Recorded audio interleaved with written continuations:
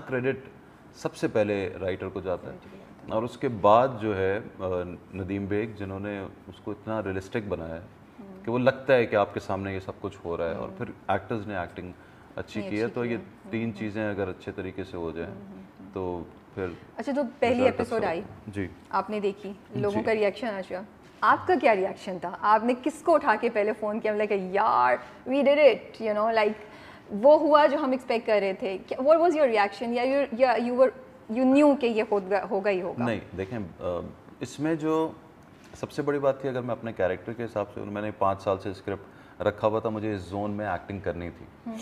तो जो सबसे इम्पोर्टेंट बात थी, मैं अगर किसी से बात करता था कि ये कहानी है, मैं इस पर बना रहा हूँ, ये सीरियल करना चाहता हूँ, तो वो कहते थे यार ये जो दूसरा रोल है ना शहवार वाला, वो आप पे जाता है, आप ये वाला कैसे करेंगे, आप नहीं लगते इतने मासूम है, ये तो बहुत मासूम कैरेक्टर है। तो मेरे लिए सबसे बड़ा चैलेंज ये था कि मुझे मासूम लगना है। तो जब इसके प्रोमोज आए तो सबसे पहली जो बात निकली थी, यार इतना मासूम कैरेक्टर किया है, सिर्फ प्रोमोज से जो उसके टीजर्स चले थे। तो मैंने कहा नदीम आधा काम हो गया है यहाँ पे कि एक बंदा, अगर मैं और अदनान के अभी हमने प्रोमोज में उसको डाला नहीं था, वरना वो पता चल जाता कि कोई ट्रायो है। हम चाहते नहीं थे कि कहानी इस तरह खुले, लोग ये समझे कि हम एक ट्रायंगल लव स्टोरी देखना चाह रहे हैं या हम कुछ ऐसी एक्स्ट्रा मैरिटल अफेयर देखना चाह रहे हैं। तो हमने सिर्फ ये दिखाया था कि मेरे और आयजा के घर में प्रॉब्लम्स हैं और मियाँ बीवी हैं, साथ रहते हैं, बच्चा भी है, खुश हैं, मगर प्रॉब्लम्स हैं कि वो जो अमीरी गरीबी और उसको पैसा नहीं है तो रिश्वत ले लो, या इस तरह की हमने चीज़ें दिखाई। आयजा को थोड़े डिससैटिस्फाइड है वो। हाँ, इस तरह हमने दिखाया कि एंड यू आर कुछ इस किस्म की क्रेजीली, दानिश कहानी is in crazily love with her. जी। या तो हाँ, तो फिर I want to know phone call किसको पहले गई, या साथ मिलके देखा क्या? आई थिंक नदीम को ही की थी मैंने, नदीम को की थी या खलील साहब को की थी। जो फर्स्ट एपिसोड का जो सबका रिएक्शन आया था, या लोग ने तारीफ़ें की, या मुझे एक्चुअली कॉल, मैं जब ये एपिसोड ख़त्म होता है कोई भी इसका, तो मेरा फ़ोन बजना शुरू होता है। मैं ये नोट करता हूँ अच्छा कि जैसे ही ख़त्म होता है, और रैंडम लोगों का, मैं नहीं जानता उनको, जिनके पास कहीं ना कहीं से नंबर्स पड़े होंगे और वो जानते भी नहीं, भाई बहुत अच्छा किया तूने, लेकिन यार ये तेरे साथ अच्छा नहीं हो रहा, ओके मैं ओके खुदा हाफिज़, एग्जैक्टली। तो बता आप हैं कौन, अरे छोड़ भाई, ओके सीरियसली आप फ़ोन उठा लेते हैं? नहीं, बट अभी तो फ़ोन का नहीं होता ना, अक्सर तो आपका जो नंबर होता है वो ज़्यादातर जानने वालों के पास होता है, लेकिन इस एपिसोड चलने के बाद पता नहीं उनके पास कहाँ से नंबर आता है, तो मैं उठा लेता हूँ। अच्छा, और वो जो एपिसोड थी जिसमें फाइनली यू नो ये दिखाया जाता है कि अब शहवार और महविश जो हैं वो एक दूसरे से ऑफिस और टेक्स्ट की फ्लर्टिंग से एक कदम आगे जा चुके हैं, उसके बाद क्या रिएक्शन था लोगों का? उसके बाद उसके बाद मुझे हर जगह से कॉल आने लगे, मैसेजेस आने लगे। नहीं, वो जो एक सीन चला था, क्या मतलब ये हो गया, यू नो आप समझ रही हैं मैं क्या कह रहा हूँ। तो मैं हैरान। अच्छा, उस दिन मैंने एपिसोड देखा नहीं था, मेरी कोई मीटिंग थी, मैं यहीं बैठा हुआ था और मेरी एक मीटिंग चल रही थी और एपिसोड भी मैंने नहीं देखा था, और मीटिंग पर चलती रही मेरी कोई 10-11 बजे तक। तो एपिसोड चले हुए दो, आई थिंक वो 9th एपिसोड था या 8th एपिसोड था, तो एपिसोड चले हुए अभी 2 घंटे हो गए थे, तो मैंने फ़ोन रखा। तो जब मैंने 11 बजे अपना फ़ोन खोला तो उस पर message you do realise it was a shocker. हाँ, मैंने कहा ओह, इट वाज अ इसका रियली बिग मतलब shocker even for me, because अच्छा, और मुझे पर्सनली उस दिन याद भी नहीं था कि उस एपिसोड में क्या होना है। हाँ, वो मुझे पता चल गया। फिर मैंने नदीम को कॉल किया, नदीम का मुझे कॉल आया कि तुम किधर गायब हो, यहाँ उधम मच गया है पूरे। तो मैंने कहा हाँ यार ये तो कमाल होगा। फिर मैं रात लेट तक वो देखता रहा, सबके कमेंट्स और ये और वो, तो मैंने कहा चलो गुड, अब आगे उनको जवाब मिलेंगे अगले एपिसोड में। तो अच्छा, तो फिर ये बताएं कि वो जो दानिश फेमस चाय बनाते हैं और ऑमलेट बनाते हैं, उसकी रेसिपी क्या है?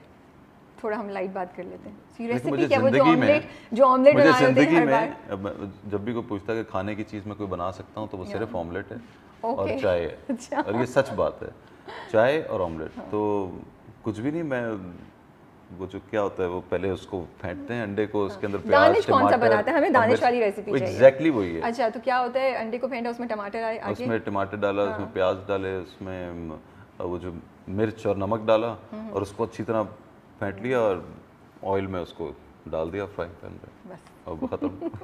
और चाय कौन सी है? दम वाली है, वो टी बैग है, दूध पत्ती चाय है? अगेन मैं तीनों चीज़ें, दूध, पानी और पत्ती एक साथ साथ डाल डालता हूँ, लेकिन उसको 2-3 दफ़ा उबालता हूँ तो वो उसका कलर अच्छा निकलता है, वो दूध पत्ती बन जाती है। तो अब आपके पास दानिश की फेमस चाय और ऑमलेट की रेसिपी भी आ गई है।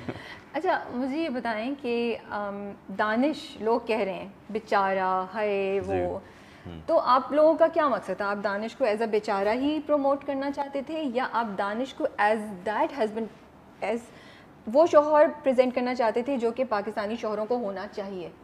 क्योंकि ऑल्दो लोग कह रहे हैं कि यार ये वीक है, वो ये कर रही है, कुछ रिएक्शन नहीं दे रही, but I feel he is very strong. वो जानता है कि कुछ गलत है, बट वो बड़े सब्र से अपनी बीवी की एक चीज़ को बर्दाश्त कर रहा है क्योंकि अपने घर को प्रोटेक्ट करना चाहता है। I feel Danish is very very strong. Exactly ऐसा है। क्योंकि जैसा आपने बोला था, मैं आपका एक इंटरव्यू देख रही थी, उसमें आपने बोला कि एक टिपिकल पाकिस्तानी मर्द का, और जो ड्रामा भी दिखाते हैं ये होता है कि भी थप्पड़ लगाओ, बीवी को बाहर निकालो, how dare you do that. एक रिएक्शन ये होता, हाँ, या फिर उसको घर में ही रख के मारते। लेकिन Danish is not doing any of that. उसने इतने सुकून से, इतने सब्र से, और वो चाह रहे कि बस जो हुआ वो भूल जाओ। हाँ, उसका पेशेंस है ना वो। और वो भाई वो औरत को मेरे हिसाब से उस तरह जज ही नहीं कर रहा। वो उसको बोल रहा है कि तुम गलती की तरफ जा रही हो, ना जाओ, वो बंदा मुझे ठीक नहीं लग रहा, ना जाओ। एक तरीका ये भी होता है ना कि वो उसको, वरना हो सकता है कि वो उसने महविश ने ऐसा सोचा भी नहीं होता, और दानिश जो है उससे पहले ही उसको थप्पड़ मार देता, या उस पर शक कर देता, या उसको बोलता कि तुम कदम भी नहीं निकालोगी बाहर। तो ये तो फिर ठीक नहीं हुआ ना वो बंदा, वो शौहर भी गलत है। तो आई थिंक वो लोगों को आदत हो गई है इस किस्म का कैरेक्टर देखने की, बहुत ब्लैक एंड वाइट, कि हाँ बस खत्म, बीवी ने गलती की, था थप्पड़। इसमें वो ऐसा नहीं है। और मैंने ऐसे बंदे देखे हैं जो ऐसे होते हैं, कम होते हैं, बट होते हैं, कम होते हैं मगर होते हैं। इसी तरह ऐसी औरतें भी कम होती हैं मगर होती हैं, बिल्कुल। हाँ, मैं ये मानता हूँ कि ये ज्यादा नहीं होता, बिल्कुल, लेकिन ये स्टोरी एग्जिस्ट करती है। ऐसा हमारे माशरे में इतना ज्यादा ऐसा नहीं होता, लेकिन होता है। हमने जो दिखाना चाहा था, अगेन मेरे पास स्क्रिप्ट आई थी और मैंने जब ये कैरेक्टर देखा था तो ये ज़रूर पता था। हम बोलते थे इसको, आयज़ा को, आयज़ा कहती है मैं क्या कर रही हूँ, ये तो बहुत इसको गालियाँ पड़ेंगी, और हम भी यही कहते थे कि तुम्हें बहुत गालियाँ पड़ेंगी, 15 एपिसोड्स तक, जब तक तुम ये सब कुछ करोगी लोगों को अच्छा नहीं लगेगा। लेकिन वो एक कैरेक्टर है, और मैं आयज़ा की तारीफ़ करता हूँ कि उसकी बड़ी हिम्मत है कि उसने ये कैरेक्टर किया। I think it will be counted as one of her great, हाँ मेरे ख्याल से मेरे हिसाब से बेस्ट है ये इसका। जिस तरह उसने डिलीवर किया है, मतलब लास्ट एपिसोड में जिस किस्म के उसके एक्सप्रेशंस हैं, वो सटल एक्सप्रेशन, और वो ये जो होता है ना कि बंदा जब बेवफाई करता है ना और गलती करता है, तो वो नज़र झुका के बात करता है। कहते हैं कि जब औरत बेवफाई करती है तो वो नज़र मिला के बात करती है। इस बात का मुझे पता नहीं था, बट अच्छा। ये तो वो उसने उसको दिखाया ऐसा है, मतलब डायरेक्टर ने भी लड़की को ऐसे ही दिखाया है कि वो उसको बोलती है कि क्या हुआ है, वो जब वहाँ से आती भी है, हाँ, शी इज नॉट एम्बैरेस्ड, वो बिल्कुल शर्मिंदा नहीं है, बिल्कुल, हाँ, वो कहीं अंदर है बैक ऑफ द माइंड, मगर वो शो नहीं कर रही, बिल्कुल भी नहीं। तो खैर मैं ये भी नहीं कहता कि हर औरत ऐसी होती है, वो हो सकता है कोई ऐसा करके आए तो वो किसी और तरीके से बिहेव करे, बट यस इसमें ऐसा था जो कि बहुत अच्छा लग रहा था। और अच्छा, लोग उसको और गालियाँ दे रहे थे कि कितनी देखो ये ऐसी है कि कैसी नज़र मिला के बात कर रही है। तो ये चीज़ भी नोट हुई। मुझे खुशी इस बात की है कि एक छोटी छोटी जो जेस्चर्स हैं वो लोग देख रहे हैं उसको। हाँ, मुझे तो डायलॉग रटे हुए, जैसे मैंने भी 2 डायलॉग आपके साथ शेयर किए। और एक एपिसोड में इतना क्यूट सीन था, वो उसको जो मेरा और मोहम्मद अहमद का था कि वो उससे पैसे मांगने होते हैं और वो वहीं से उसको कॉल करता है। तो ये लोगों ने ये भी नोट किया कि हमें ये भी पसंद आया। तो ये बड़ी बात है कि एक ड्रामा चल रहा है और उसके अंदर हर सीन के ऊपर बात हो रही है, तो हम खुश हैं।